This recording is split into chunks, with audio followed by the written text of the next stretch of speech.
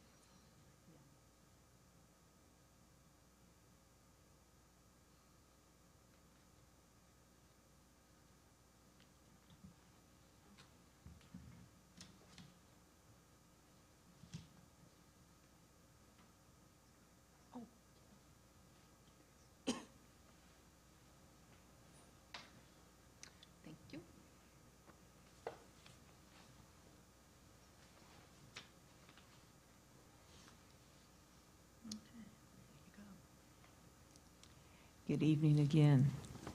I would like to call the regular meeting of the Wilmette Public Library Board of Trustees to order on Tuesday, August 16th, 2022 at 6:35 p.m. Prior to this meeting, we had a public hearing on the budget and appropriation ordinance, and no one was here to comment. Also, because Trustee O'Keefe is not here, Trustee Fishman will be serving in the role as secretary. Gotcha. So we need a motion to do that. Oh, we do? Okay. So the first thing we're going to do is do a roll call for everyone who's here. So Trustee Fishman? Here. Trustee Nealon? Here. Trustee O'Keefe is absent. Trustee Riddle? Here. Trustee Summer? Here. And Trustee McDonald? Here. Okay, so seeing that we don't have our secretary here, we need to appoint a secretary pro tem for the evening. And so I move to appoint Trustee Fishman as secretary pro tem for this meeting. Is there a second? I second. Okay, it's been moved by Trustee McDonald and seconded by Trustee Summer that Trustee Fishman will serve as secretary pro tem for this meeting. Do you want to do the roll call? We'll do a roll call vote. Trustee Fishman? Yes. Trustee Nealon? Yes. Trustee O'Keefe is absent. Trustee Riddle? Yes. Trustee Summer? Yes. And Trustee McDonald? Yes, Okay. the motion passed unanimously. 5-0. Gotcha. So we have the minutes from the July 19th, 2022 regular board meeting behind attachment 1. Is there a motion to approve the minutes? I move to approve the minutes of the regular meeting from July 19th, 2022 as presented. Is there a second? I will second that. Okay, it's been moved by Trustee Summers and seconded by Trustee Nealon to approve the minutes of the regular meeting of June 19th, 2022 as presented. Is there any discussion or any questions? Being none, I move that we do a roll call. Thank you. Okay. Trustee Fishman, yes. Trustee Nealon. Yes. Trustee O'Keefe, absent. Trustee Riddle. Yes. Trustee Summer. Yes. And Trustee McDonald. Yes. At this time, there are no presentations. And being that, we will move forward with the treasurer's report. Oh, public comment. Sorry. I thought that settled. Okay, we jumped forward. At this time, we will allow public comment. Meeting attendees who have signed the visitor public comment registration form and who wish to address the Wilmette Public Library District Board of Trustees may do so here. Okay, thank you. Okay. There are no presentations. At this time, we'll move to the treasurer's report. Trustee Summer. All right. Thanks. Thank you, Trustee McDonald. I first want to thank John for working with me on these new financial statement presentations.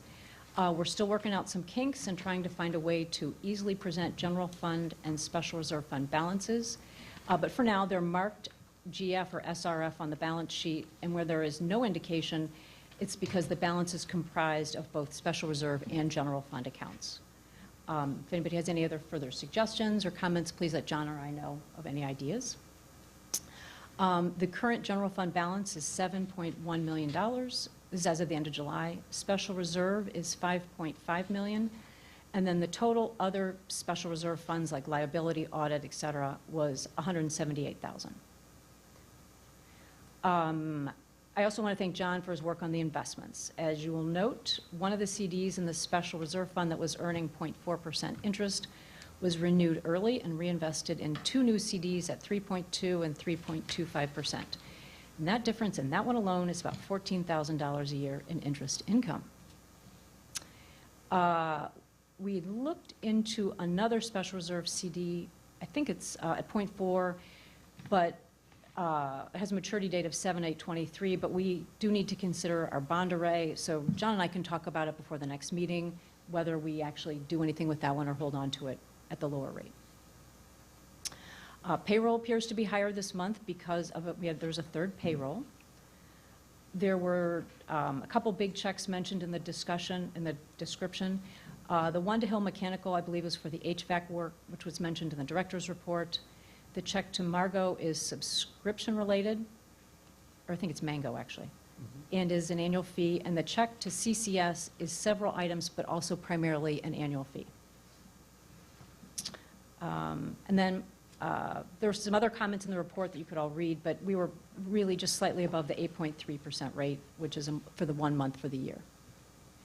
I do want to make a comment. I received an email with questions on the financial statement from community member Liz Seeker. And based on my conversation, I thought I would just go over some of the things I went over with her.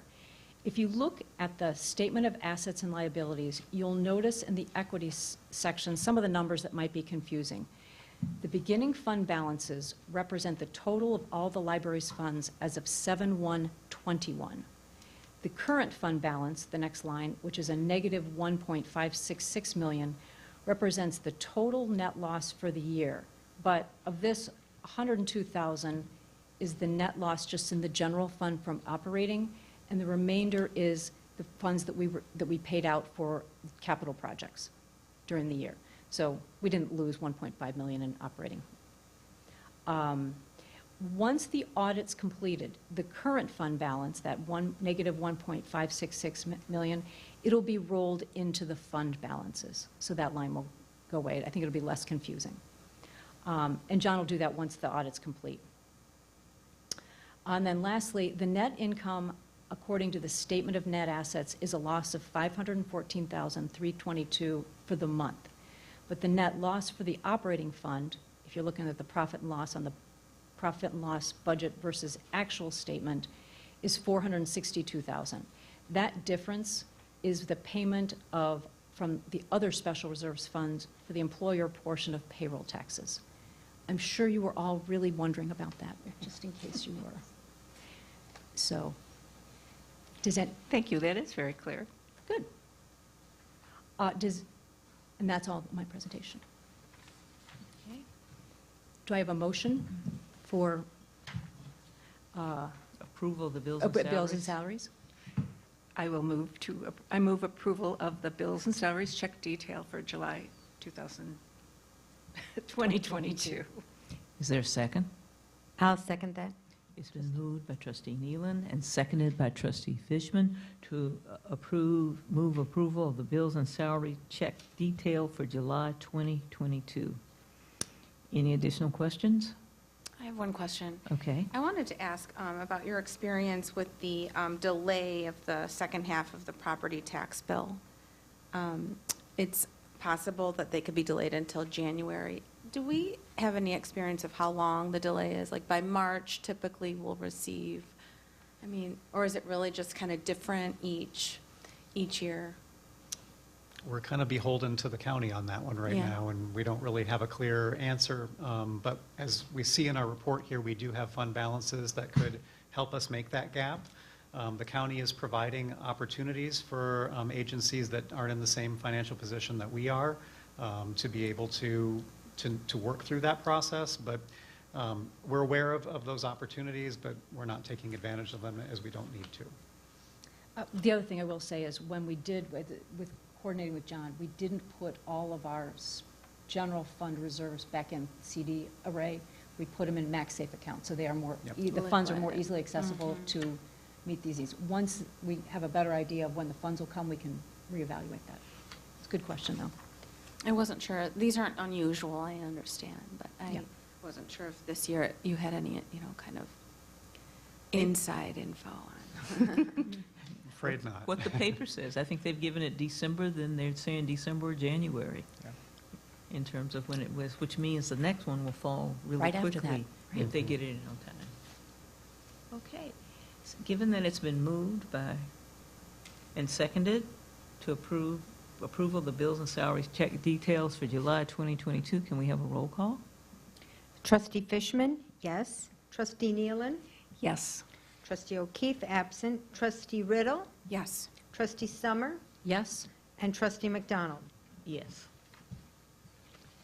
The motion passed unanimously. At this time, we're going to go to action items.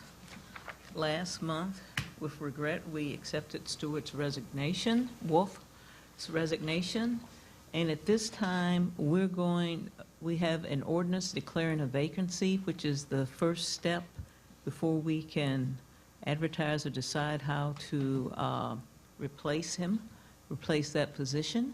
And so I would like to read it. Ordinance number 2022-23-205. Ordinance declaring a vacancy, Stuart Wolf resignation. Whereas Stuart Wolf was appointed library trustee on September 21st, 2021 to fill an unexpired term expiring in 2023. And whereas Stuart Wolf submitted his resignation to be effective on July 31st, 2022. And whereas the result of the foregoing is that there will be a vacancy on the Board of Library Trustees, Library Board, and whereas the Public Library District Act of 1991, 75 ILCS 16-1-1 at SEQ SEC, I don't know what that, the Act provides that vacancies in the Office of Library Trustees shall be declared by the Library Board, and whereas under that Act, vacancies shall be filled by appointment of the remaining library trustees until the next regular library election.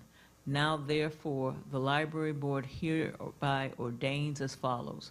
A vacancy in the Office of Library Trustee as declared effective as of July 31st, 2022. By separate ordinance, the Library Board will appoint someone to serve as library trustee until the next regular election in April 2023. And basically, from the time that, once this is approved, we have 90 days to fill the position. Pending that the approval, I'll go over the next steps if this motion passes. Is there a motion to approve? I motion to approve ordinance number 2022-23-25, ordinance to declare a vacancy as presented. Is there a second? I will second. I will second that. Okay. Trustee Summer has moved to approve ordinance number 2022-23-205, ordinance to declare a vacancy. Trustee Wolf has resigned his seat on the board effective July 31st, 2022. This resignation is created a vacancy until the next regular library election in April 23. That's not what was done. So it's been moved to approve ordinance number 2022-23-205, ordinance to declare a vacancy as presented. Is there any discussion? Okay.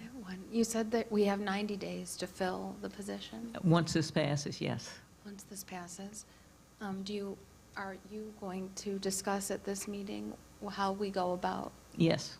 Okay. Once this passes, then it sets forth. If the motion passes, then we'll have a discussion right after that. This motion passes. Okay, thanks. Okay. All right, can we have A roll call? Yes. Trustee Fishman? Yes. Trustee Nealon? Yes. Trustee O'Keefe is absent. Trustee Riddle? Yes. Trustee Summer? Yes. And Trustee McDonald? Yes. The motion passed unanimously with everybody voting. What's going to happen is, since this motion has passed, an announcement will go up on the web announcing the position with an application for anyone interested in applying for the position. It also will appear in 825 on Wilmette Life, next Thursday's paper. We're asking that the applications, which is basically one page, and also requesting 2 references, be submitted by 9/15. You all received an email asking your availability on selected dates in terms of availability as to when you'd be available to interview any of the candidates. And based on that, I believe it's the Monday, September 19th? Monday, September 19th. We've reserved that time to do the interviews. And so in the interim, one of the things I'm going to do is pass you a list of the questions that were asked, I think, when I got appointed, but also what the League of Women Voters asked of the trustee candidates, and then ask you to just submit any suggestions you have. And I think we need to talk about the length, but probably be keeping it to no more than 45 minutes with 30 minutes of questions and just 15 minutes of dialogue of the candidate asking. But that will be open for discussion. So that's the time frame, and hopefully after that Monday, we would discuss it. And those are open meetings. So the interviews of the candidates will be an open meeting, but the discussion of the candidates, hopefully, because a lot of the trustees are out, so that's why we're sort of trying to in and out of here, so we're looking at when most are available. And so hopefully, if the discussion goes well, we'll have a closed meeting after the board meeting that Tuesday night and decide, and then declare that person at the October meeting. If we get candidates and if the discussion goes well. Okay? Are there other questions? And if you look, So I have a Yes. question. So you were saying 45-minute interview? So 15 minutes of, what was the 45-minute? I think total, we would ask them questions for 30 minutes, and then they could ask us for about 15 minutes, because I think an hour gets to be a long, it depends on how many candidates there are, Right. too. Yeah. And it's all an open meeting. Yeah. If anybody can attend that wants to attend. That sounds good. Other questions? Are we aiming to do these meetings in person? Yes, I think that would be good. yeah. Unless there's another outbreak. Yeah. But yes, the goal is in person. And you said that there will be an email sent to the trustees to ask about our availability? There was, sent last week, Okay. yeah. And was it sent by Anthony or Lisa? Mhm. Okay. Mhm. Okay, thanks. In terms of availability, because we were trying to get time set, because there's a lot of absences in September, people moving in and out. Okay. Thank you. Yeah, I wrote it down. Okay. Now, at this time, we have ordinance number 2022/23-204, and we'll turn it over to Director for the BA&A ordinance appropriation. So we'll turn it over to Director Austin and Trustee Summer. I can Go ahead. go if you want. In our last meeting, we had a great discussion about the tentative budget and appropriations ordinance, so I'm not going to go over the details again. Just reiterate that it gives the library the right to spend its funds. Throughout the year, we actually use the board-approved budget as its spending guide.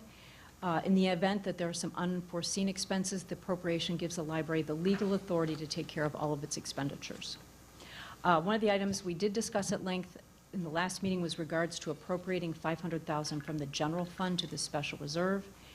As evidenced from my presentation today, we do have adequate funds in the special reserve to cover any possible 22-23 projects, such as the phone and monitoring system. So everyone's clear, the transfer of those funds wouldn't be actually to cover those projects, but really to meet our goal of getting our general fund balance closer to that recommended by our financial policy of 1 year's worth of expenses. By replenishing the special reserve fund with those spent in the last or in the current year is just one way of meeting this policy. The appropriation ordinance lets us transfer these funds only if we as a board approve this transfer later in the year. As we start to talk about the levy and looking ahead, I would suggest Mr. Kim run several scenarios, including ones with and without this transfer. As I mentioned in the last meeting, I believe there was an error on page 2 of the appropriations at the top where it includes the estimated fund balances. But thanks to John, he confirmed with the auditor that it's acceptable to do the numbers this way. So although I don't agree with the logic, as it's been okayed with the auditor, I think we should accept them as presented. Anthony, would you like to add anything else? I don't have really anything else to add. I think we've had our discussion. Yeah. All right. Is there a motion? Are there any questions? Are there any questions? I just have a clarification question on the asterisks of on page 2, the budget and appropriation ordinance for the fiscal year. I just want to make sure the asterisk, it says, and this is kind of with my collection of item 1 is based on is based totally on levy as filed. Amount indicated may not be fully collected in this fiscal year. Is that correct?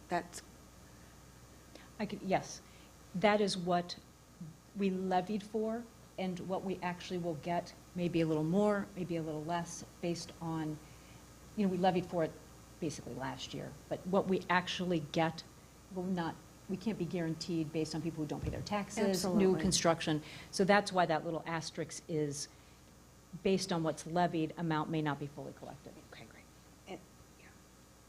That help? Mhm. Okay, thanks. Any other questions? You want to do a motion? Is there a motion to approve the ordinance 2022-23-204, annual present budget and appropriation ordinance for library purposes for the fiscal year 22-23 as presented? Actually, does somebody want to do that? I will move, go ahead. Sorry. I move approval of ordinance number 2022-23, /23-204, annual budget and appropriation ordinance for library purposes for the fiscal year 2022-23 as presented. And I second that. Okay. Trustee Nealon has moved to approve ordinance number 2022/23-204, annual budget and appropriation ordinance for library purposes for the fiscal year 2022-23 as presented. Can we have a roll call? Trustee Fishman, yes. Trustee Nealon. Yes. Trustee O'Keefe, absent. Trustee Riddle. Yes. Trustee Summer. Yes. And Trustee McDonald. Yes. Thank you. At this time, we also have the Illinois State Library Annual Report and IPLAR for fiscal year 2021-2022. I'd like to thank Trustees Nealon and O'Keefe for reviewing the minutes to make sure everything was signed and in order, which is one part of getting IPLAR ready. And now I'd like to turn it over to Director Austin in terms of discussing. The statistics have been thoroughly reviewed, and so it can't compare apples to apples, but you're comfortable from last year, but you want to highlight a few things. Thank you. Yeah, I do want to give you a little bit. So when you're looking at the printout that's in front of you, which has not been filed yet, we do have until the end of the month to finalize this, but I do believe, having gone over this with the leadership team, that the numbers that you're seeing here are accurate and correct. As I mentioned by preface over the weekend to you all, there are two sets of numbers in the documents as you're going through looking at them, and it can be a little bit confusing. The numbers that are in fine print and the text that appears in fine print on the left-hand side of all the responses are the responses for fiscal year 21-22, the filing year that we're talking about. And the numbers and responses that are in bold immediately to the right of those are the answers that we provided last year. It's a little confusing to me because I would think that the bold ones would be the ones that we would be. Anyway, the number on the left is the response for this current fiscal year. And there will be a number of instances where it looks the same year over year. And there are going to be a few instances where you're going to see where actually the numbers look a little bit different. And those primarily relate to a couple of the collection categories, specifically the number of resources owned, and the usage statistics are going to be areas where they do vary. The calculation figures do vary, or the questions that they're asking us to provide responses to can vary year to year, and there were a couple variances this year. They provided different calculation formulas for us. There's some categories that are maybe less clear, and we're going to be following back up with the State Library about the clarity of that. We're not the only agency that was confused about some of these. Section 17 being one in particular that I found a little bit more confusing this year. And this relates to the tabulation of items in our electronic resources collection. What page are you on? Could you I am- go kind of quick. The pages aren't numbered, but it's under resources owned, section 17. Okay. And so the items that we're looking at are the E categories. So you're going to notice that in item 17.4, ebooks held at the end of the fiscal year, that there's a very large variance there. And what you can't see when it's collapsed like this, there's a little red icon that's next to that, and I've provided a note to the State Library about why there's such a variance of about 700,000 items.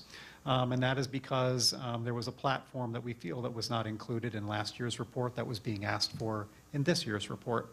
The same is also true of item 17.5 for the audio recordings and downloadable units held, as well as 17.6, the downloadable videos.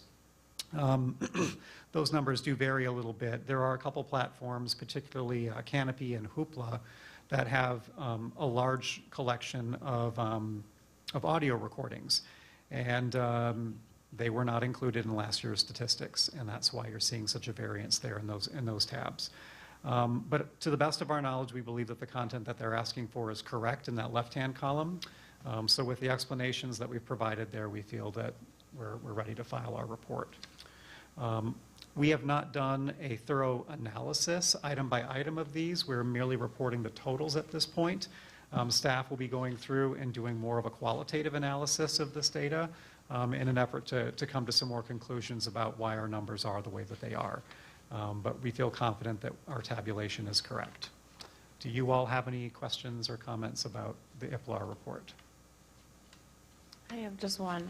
I wanted to ask if this is, just a clarification question, did you mention that section 17 is new? No, it is not new. However, the factors that go into influencing the responses to the questions can be updated or clarified year over year, and that's why there isn't always an apples-to-apples comparison with some of those numbers. And the due time, how long does it typically take staff to do this, and when do you expect to have it? I think we're basically ready to file at this point. With your approval this evening, we can go ahead and just fill in that final page with electronic signatures. But the actual tabulation of the content can take a while. So that is another part of this process. With a relatively new leadership team this year, we're coming up with ways that we can track the data more effectively throughout the course of the fiscal year, so that there's maybe less of a scramble when we get the information to compile it. And so you have enough time, Anthony. Tonight, doing this wouldn't, put you in a bind or put your staff in a bind or anything? It was more like getting it ready for the packet for you all, by last Friday, but. It's probably good then. But we're good. We feel confident with this. That's good. Yep. So Anthony, there will only be one set of numbers when you file, this current year's, right? Not Right. Okay, good. Yep. That's less Wait, confusing. last year's are shown on the report, so they'll show up. That's why you have the little note thing. So it's the platform that we use to print this out. When you print it, by default, it prints last year's Yeah. numbers next to it. When I press submit, all those numbers will go away, and it will just be the current fiscal year. Gotcha. Yep. Okay. All right.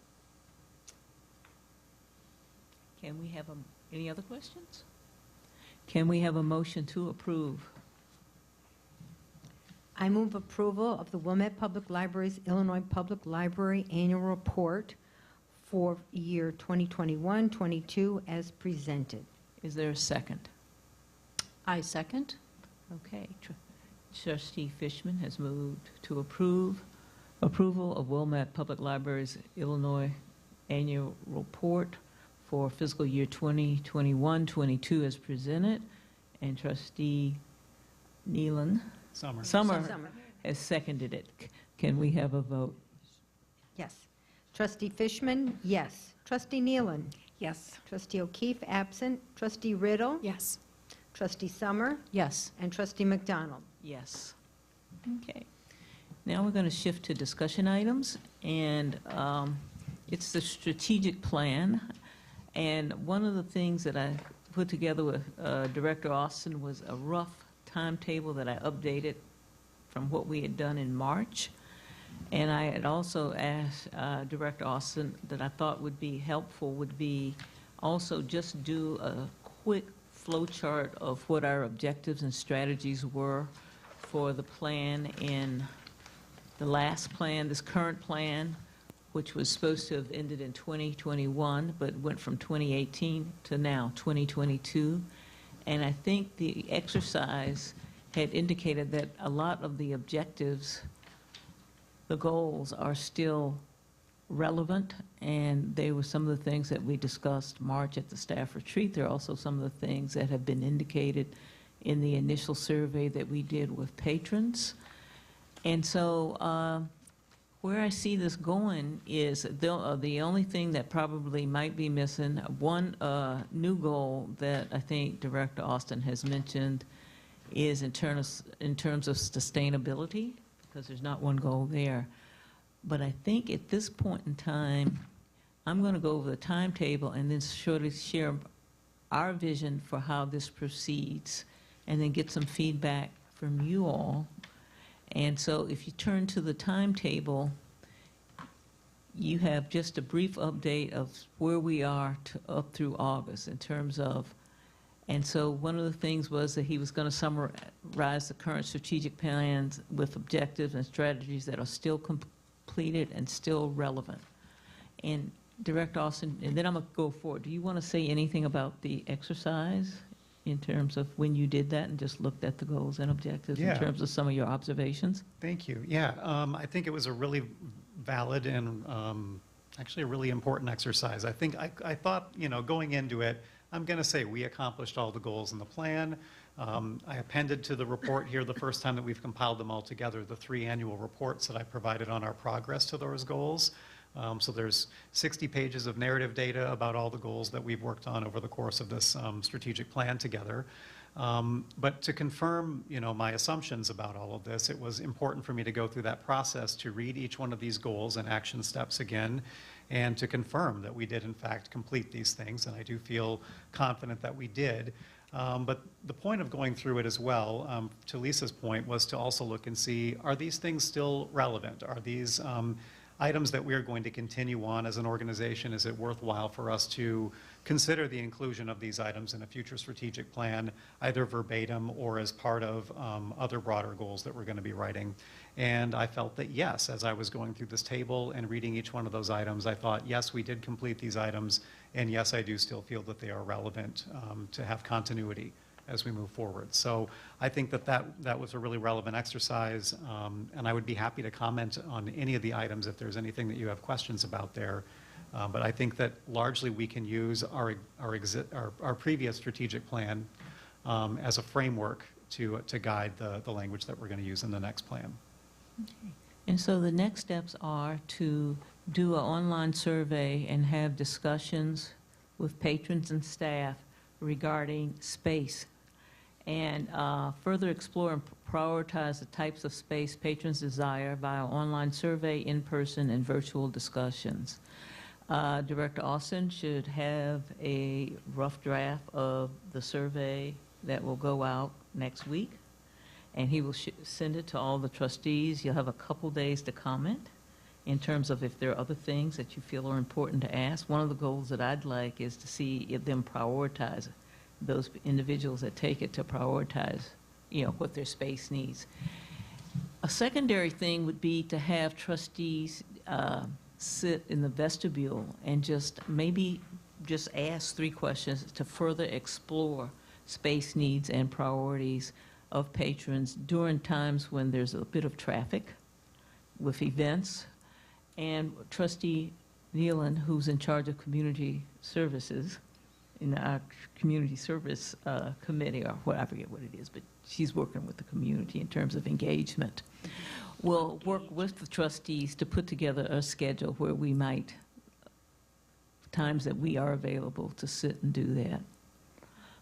Other things that we explored were doing perhaps online webcast, and one of the things that Director Austin thought about is, in thinking of the library of the future, he sent us a video that, sort of would expand minds and then have a post-discussion after that, as sort of a catalyst into terms of what's possible and what's really needed. So those are some of the things that will be taking place in August and September, with all the other things that will be taking place. And then in September and October, one of the things we want to do is review input from the survey and other, the space survey and the space dialogue and some of the public meetings. And just to review the input, data trends, capital reserve planning update, long-range plan, financial planning tool, and draft strategic plan. So we're looking at September and October, that occurring.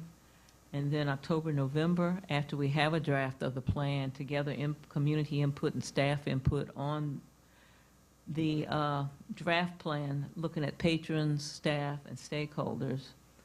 Then November, incorporate feedback and draft final plan, and then December, hopefully, approve the strategic plan. If there are other steps or thoughts you have, please give me a call or give Director Austin a call and share them. But this was just so that we could get a little bit more in process. This is very helpful. Okay, It's great. thank you. Then you also have, and it's for your information only, in discussion items, the Director Emergency Succession Plan update. I had requested Director Austin do that because it hadn't been updated since he came, and there have been a number of staff changes. So it's just an update of what was in process. And so if you've got any questions, this would be a good time to ask. I only had one question. Sorry to get my microphone closer. Does it make sense to have actual named people, or would you say the position of acting director would be assistant director, in parentheses, currently Leah White? Just something that would be a more general. I'm not a policy person. I'm an accountant, but I thought that way would be more continuity in this plan going forward. I think it's probably going to depend upon the individual and what the skill set is nested in an individual. So one of the way that the language was written in this plan previously is, and there is some reference in here, about if an individual is relatively new to their position Gotcha. or if they're not as familiar with the organization, that there may be another person who may be qualified in Okay. that. So I think it's important that we make this a regular review, and if there's any changes in personnel, that we make sure that we update the plan Okay. accordingly. Captain, thank you. Any other questions or comments? I agree with that, even if someone in title has the position, but perhaps there is someone who seems to be a little more qualified and has a little more history with the library. So I think it was well-written. Okay. Additional? Do we have a historian here? Like, has this ever happened before that we know of? Probably Ron Rogers would be able to tell us. Where's Ron when we need him? In terms of what? In Succession? terms of succession, and, there's a lot of, interesting, serious policy language on a search committee, in case of the director leaves permanently and all that. And Oh, that's it- a it whole, looks- that would be under a whole, yeah. Yeah, that's a whole nother thing. That's a whole nother thing where the yeah, board yeah, would reconvene. Mhm. This is just temporary. Okay, Yeah. yeah. that's Really all in we're an- dealing in an with now, but it's emergency just scenario. part of the Emergency big policy situation, anyway. like if he's out for 2 months. He gets COVID again. He gets Yeah. COVID again. So God whatever. forbid. What do you want to say, Fina? Oh, I said, God forbid. Yeah. I know, I know. No emergency. Yeah, but it was just so that there was a plan in place, because it hadn't been updated probably in 4 or 5 years since, yeah. And a lot of Okay. changes had occurred. Okay, thank you. All right. Okay, turn it over now to your director's report. Okay, thank you.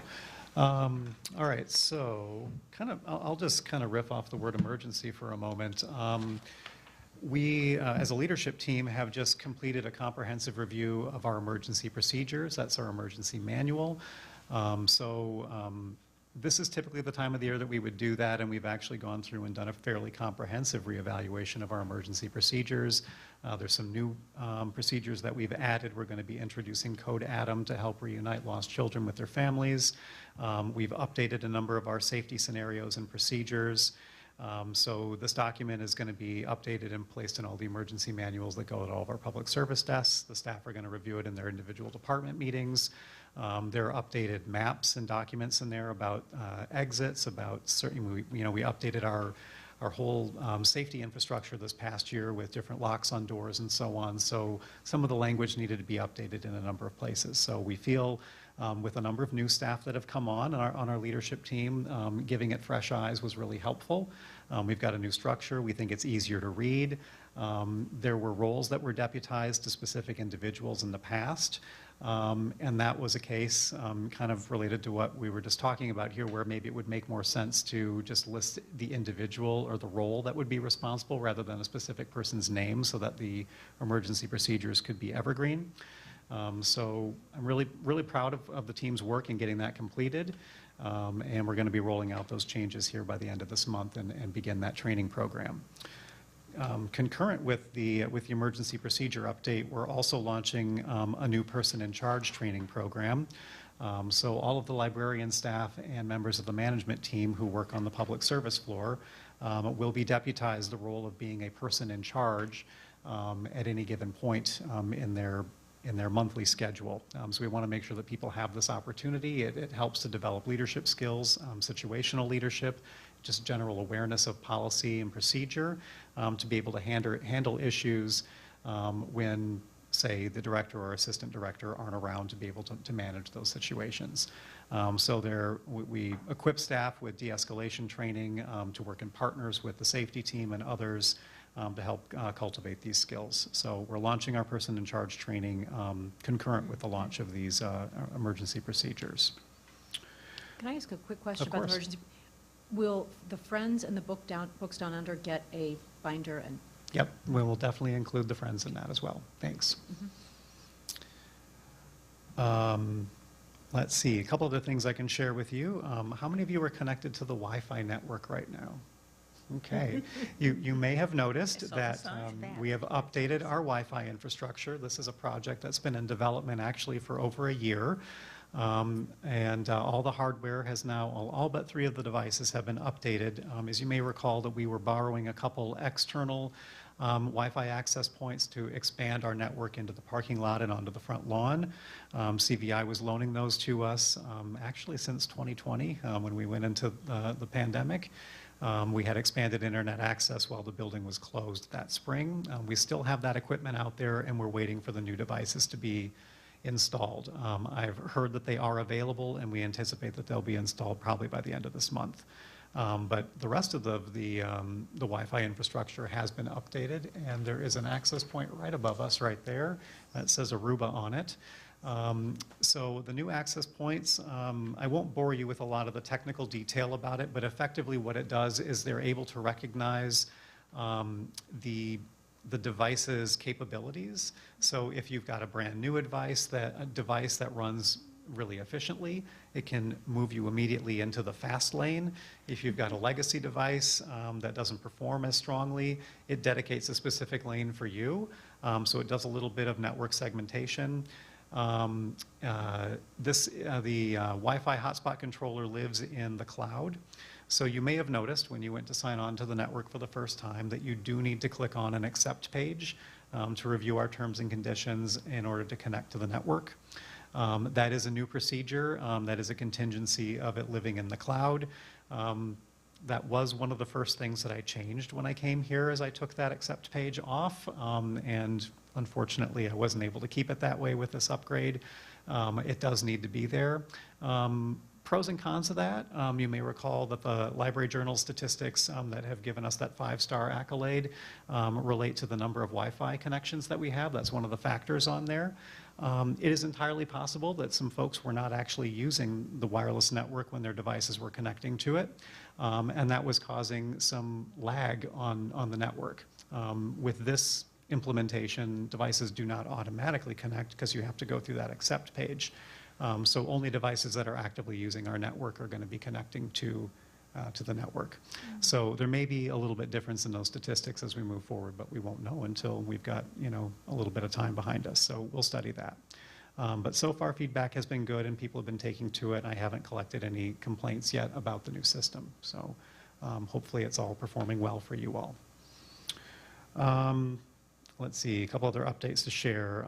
We mentioned the audit earlier, so we're expecting the delivery of our financial audit for fiscal year 21-22 in October.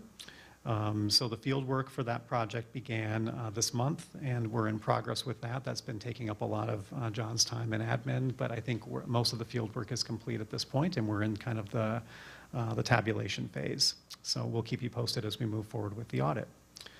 I've got a couple items that I've highlighted from my report that I want to share with you, and then if you've got some questions, I can certainly take those as well.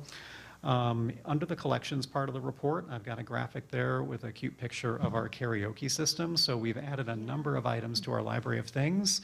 So the karaoke machine is one of those. We've got a pickleball set, some colorblind glasses, more portable DVD players and CD players, and we're continuing to expand the library of things collection. So we're going to get all those cataloged in the system. There are going to be pictures that accompany all of those. There's instruction guides that make it really easy to understand. Again, the Library of Things collection is a collection of items that you typically wouldn't expect to find in a public library's collections, and they tend to be very, very popular. So we're thrilled about that and how that collection's growing. We were talking about statistics earlier with IPLAR, and I was talking about the electronic resources. Related to that, our new digital services manager, Lauren Kelly, who's previously worked in a similar role at Niles Main Library, is now overseeing our online subscription resources and was compiling the statistics for those for this past fiscal year. Their report is appended to my director's report with all of our databases. We went through and did a pretty comprehensive review of all of those resources and have found that there's some ways that we can improve the reporting and give better or more accurate reporting about the usage of those resources. So you're going to note that spreadsheet looks a little bit different this month, and as we move forward this fiscal year, you're going to see a more accurate and, well, to the best of our ability, apples-to-apples relationship between all of those subscription resources. So I wanted to make sure you're aware of those statistics. You'll also note from their report that our overdrive statistics are really quite remarkable. So we are a member of the ECC Consortium, formerly known as, I can't remember what it was formerly known as, My Media Mall. That is the overdrive collection. And Wilmette Library is the 6th highest number circulating library in the 138-member consortium, which is really quite remarkable when you consider that our population is the 27th highest of that member community. So we're pretty thrilled about that per capita circulation of our digital collections. Overall, our print circulation continues to increase over the past 2 fiscal years, and active use of our collections is continuing to be incredibly strong.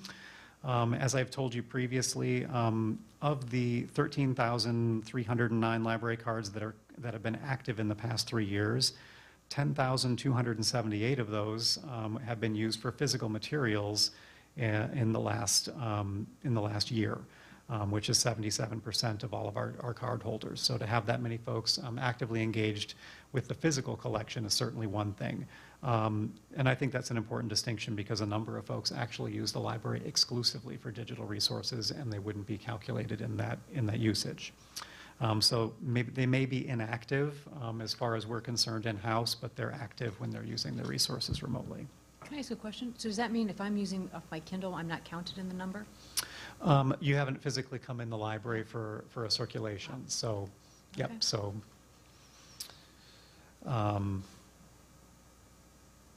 Speaking of card holders, we have 341 new card users this month, 47 of them coming from our online subscription or online application, and 40% of those folks are kids, 138 kids who originated from our partnership with D39.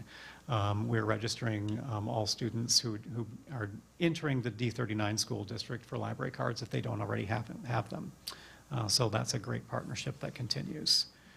Our summer reading clubs continue through the end of August.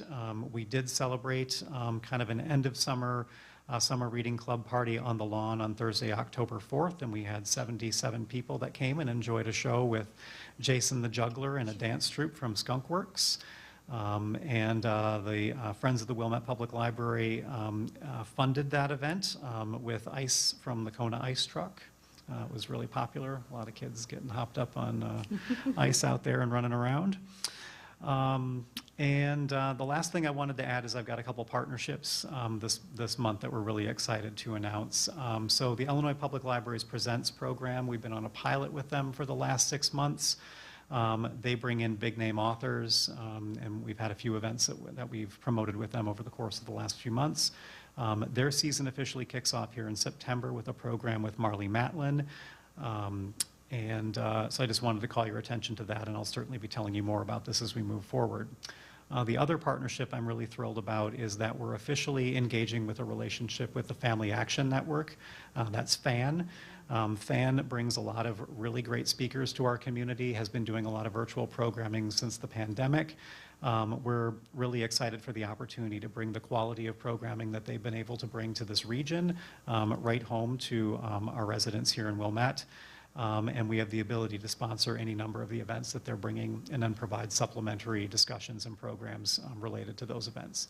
So really excited for that, and again, stay tuned for more info about that as their season gets launched in September. So do you see that happening virtually, and then you having discussions here afterwards, and then doing it on big screen? Okay. Right, yeah, so FAN is only hosting remote programs for the rest of their program year through basically our fiscal year. So when they start moving back to in-person programming, we'll have that as an opportunity as well. But we certainly couldn't accommodate the room that they can command with our small auditorium, so.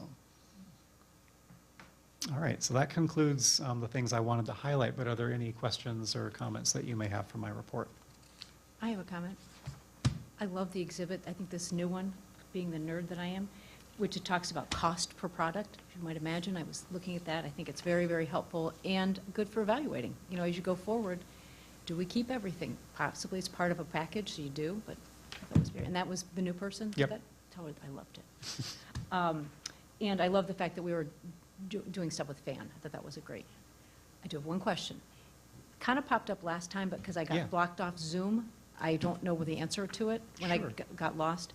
So this is the monthly statistics. It talks about the checkout stations, the LEAP checkout, circulation checkout, and total checkouts. And so you get to the circulation checkout renewal, and the number is 24. Last month it was 19. I'm trying to get a handle as to what that number actually represents. I believe that is the staff login for at the desk, so that would be staff-initiated staff renewals. I'm not confident. Okay. Um, It seemed. LEAP is the software that we use at the desk, and the Gotcha. checkout stations are the self-checkout stations. Okay. So you can see that there's just a little bit more circulation that's coming off the front service desk than there Gotcha. are through the self-checkouts. Okay, so it isn't that there are only 24 things being checked out by a person, the front I desk? believe it's an in-house use category, but I can't say confidently, and if I had Kim here, I could tell you for certain, but I'll get back to you on that. Okay. This is a report that is spit out directly from the CCS reports, and there's going to be some data on there that may or may not be of immediate interest Clear. to Yeah. all of us and could be unclear for the layperson Okay. like myself even in this Yeah. instance. So I will make sure that I get more information to you, and I think it might be helpful for us to just relay the more relevant information Sure. in these reports. If LEAP checkout is what the circulation people at the desk? That's the desk. Yep. Okay, that helps. You know, and we can update the language of that too. I think it'd be helpful. This is another of the categories that we're working on trying to update the reporting on. And I'd love to get month-to-month and year-to-date figures for you in the circulation statistics as we move forward. Okay, thank you, appreciate that. I have one more question. I just noticed that Andrea Von Johnson is interviewing for school engagement librarian, and I should maybe know this because we went through the staff needs, but is that a new position, school engagement librarian? Yes. Okay. Yep. So, You may have noted that Alice Joseph, our longtime children's librarian, has retired. Congratulations to her. This is kind of a continuation of that role, but a clearer articulation of what those responsibilities are, because that is quite a vacancy that was created there. So this individual will basically be taking up that mantle and be going to each of the schools to be our It representative. is quite a big job. Yeah. Yep. So, Good. Great. Okay. Thank you. Thank you. Okay, at this time, committee reports. Did you have anything to add, Director Austin, regarding rails? And with ILA, you see the annual conference will be held. It's item 10, B. And so if you're interested in attending, just contact Director Austin. It's October 18th to 20th, but workshops for the trustee forum are scheduled for October 20th. Do you have anything to add for Rails? I Okay. At this time, we'll have Director Nealon talk about update on the Intergovernmental Cooperation Committee. Well, as you know, Stuart Wolf was assigned to that committee with me, and so we are hopefully having Trustee O'Keefe fulfill that position based on the timing of the meetings, because she has a few other commitments. So when we find out when those meetings are going to be held, which they're usually quarterly, and we'll fill her in. And we also hope that, you know, as the topics change throughout the year, if other directors would like to attend, if there's a particular topic that you're interested in. The one coming up is DEI, or Diversity, Equity, and Inclusion. And then after that, I believe, it's not for sure, but there's some interest in youth services and engagement. So perhaps, you know, someone will have particular interest in that. And we'll see what else comes up, and just, it's pretty interesting, so that's why I would recommend joining once in a while. Thank you. The blue folder was passed around with communication from the public, and they were mainly compliments. So thank you and your staff for the job that you do. Any new business? Going once, going twice. Can we have a motion to adjourn? I move that the board adjourn this meeting at 7:31 on August 16th. I will second. Okay, it's been moved by Trustee Summer and seconded by Trustee Nealon that we adjourn at 7:31. All in favor? Aye. Aye. Enjoy the rest of summer. Thank you. Thank you all.